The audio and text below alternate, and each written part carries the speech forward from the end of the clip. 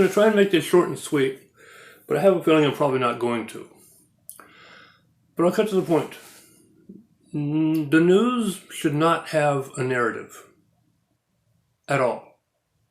News shouldn't be nothing more than reporting of the events that happened. You should get your commentary on the news outside of the news. And this is a problem that I've seen probably for a long time. A couple of things that may not be related, but I remember at the beginning of the pandemic, sometime in 2020, there was an article that I saw about some newspaper in the south of the United States that reported that it had laid off its entire journalistic staff and replaced them with a marketing department. Literally, they didn't even try to hide that they were replacing news with marketing. Because news with a narrative is basically marketing. It is propaganda. Even if it's totally innocent and harmless, it's still propaganda. News itself should be nothing more than the reporting of the events that happened. Any interpretation of that or any omission in order to suit a particular bent or twist or spin is propaganda. It's a narrative.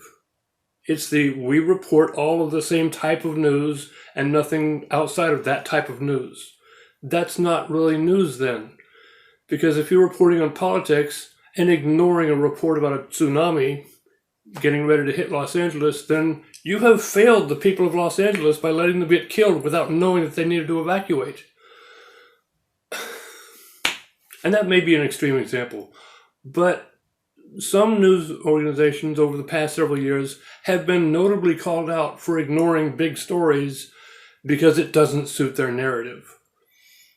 And my take on that is just news shouldn't have a narrative. When one channel talks to another channel about you missed this story, you're using a narrative, and yet the channel that's doing the calling out also uses a narrative too. I mean, I might be more leftist than center, but even news stations that tend to focus more on leftist perspectives are using a narrative, and that's wrong. It shouldn't be. Why we've accepted this as the norm for our news is beyond me. Why we think that our news should have a narrative is just horribly wrong. I'm sorry, no, news should not have a narrative. Another bit of news that I recently discovered, and this probably explains a lot of things that we've been seeing for the past several years. And I think it was May of 2020. I'll put a thumbnail of the article up here. And I'll put a link to it in the description below. But Microsoft laid off its entire journalistic staff, like in 2020, in order to have them replaced by AI. And I thought, oh, well, field reports being brought in and the AI just being used to select the stories is probably not really getting rid of journalists, but at least getting rid of their staff of them, making them freelance. Unfortunately, that also makes it so that journalism is now an uninsured and unbenefits package industry, at least for Microsoft anyway. But the report went on to say something about the fact that the AI would be used to select the stories and select the pictures that would be presented with them for their websites, their apps. And I thought, oh, wait a minute, AI is selecting the pictures to go with the articles? That explains why we've been seeing a lot of articles where the picture is not a picture of what actually happened. It's a picture that represents the event being reported, but it may be from several years before or from a different part of the world or a different part of the country, different people involved. And how do they not know that that's also misleading? That it's accidental, that the AI doesn't understand the meaning of fact, that when you are reporting on a particular event, your picture should show that event. And if you don't have any pictures of that event, don't just get a picture to show it. But they don't care. Because why? Because people still click on those articles. They're still getting the views. The news itself, the article is apparently being read, although most people don't really read the articles that much. When they just see a picture and they see the headline, they go like, oh, I know what happened. But when they look at the picture and it's misleading and they look at the headline, they think the headline's about this person instead of the person referenced in the article. They didn't even read the article, so they know based on their experience that this headline refers to the person in the picture who it's not, who's in the article. This is misleading. And Microsoft is intentionally choosing this, even though they know that this is what happens. They just don't care. So, in my estimation, they are choosing to be misleading. Just wanted to talk about my book, Preparing to Study Particle Physics. I still need to do revisions for a second edition. It's in dire need of some editing. But in the meantime, what I am working on is a photo book of my production report story. The original emails. I'm going to have to redact some of the names and dollar amounts and stuff for publication. But so far, it looks really good. Facsimile images of the emails themselves. And at the end, it includes the text that I had previously published. This is my galley copy. I need to do some fixes in it. I've already found a couple of errors. But I also need to do the redactions on the images.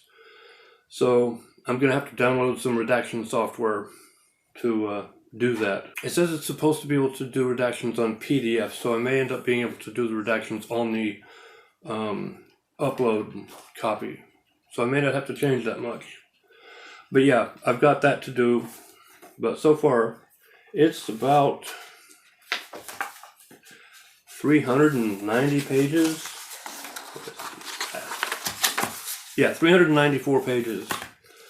But I'm going to get a nice cover art done for it. And of course, I've already got my blurb written for it. But this is my project right now. But yes, go ahead and buy a copy of Preparing to Study Particle Physics. I'll put a link to it at the publisher's website in the link below, in the description below. They have changed their shipping policies. When I got this copy, it was scheduled to arrive in 2 weeks, and it arrived in about a week and a half. It was actually faster than I expected. But you have to accept that when they say 2 weeks, it's going to be 2 weeks. But that was the cheapest shipping route. Their shipping is not as expensive as it used to be, so that's at least an improvement in that respect. And their website is actually a lot simpler and easier to deal with now than it used to be. Don't forget to check out David Firth's new video, The News Didn't Happen, episode 4. Yes, 4. Wait, I'm not done yet. The other thing I wanted to say was about the problem being caused by corporate ownership of news organizations. I mean, unfortunately, in today's world, it is getting more expensive to be a newspaper because the printing costs have skyrocketed, paper costs have skyrocketed, advertising is dwindling.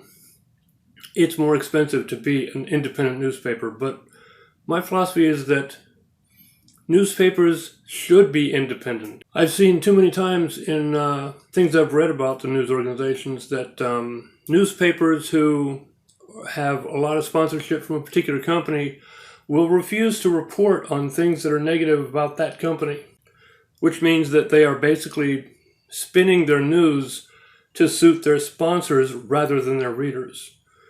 And that's harmful in some cases, negligent in some cases. Also, I've heard a lot of reports about some news organizations having a memo sent out from their CEO to the entire staff saying, "This is my political philosophy," and not specifically telling everyone to follow that philosophy in your job, in your work.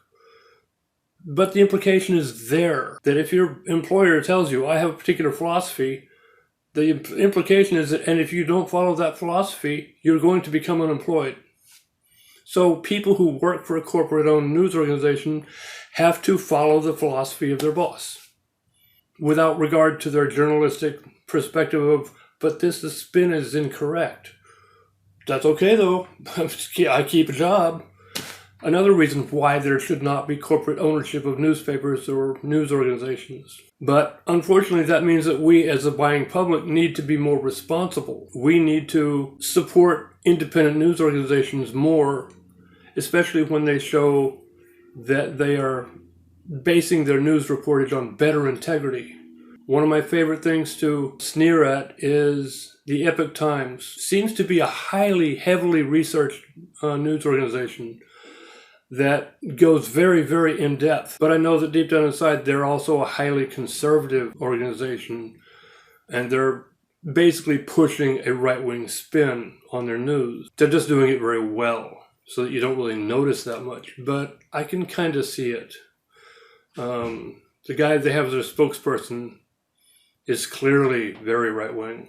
So, yeah, sorry, Epoch Times, although you are highly intelligent and heavily researched, you're still propaganda.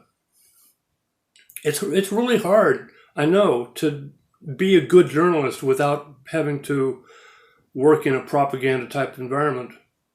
But unfortunately, that's what corporate employment is. It's a fascist environment. There is the you will behave as I believe you should, or you will become unemployed. And this kind of goes into my philosophy about how the American government should be. The authoritarian state that we've been supporting for the past maybe 40 or 50 years is inherently wrong. We should question our senators, our presidents, our congressmen, our judges more, because that's what democracy is supposed to be like. Instead of being told that this is the way things are going to be, just obey. No, I'm sorry, that's authoritarian. That's fascism. To me, it only takes one ticker for fascism to be the state, that I am just told what to do and told not to question authority. Even police tend to be very fascist in their enforcement. They don't think, just do what I told you. And of course, I love one of Patton's favorite quotes. If everyone's thinking exactly the same, then somebody's not thinking.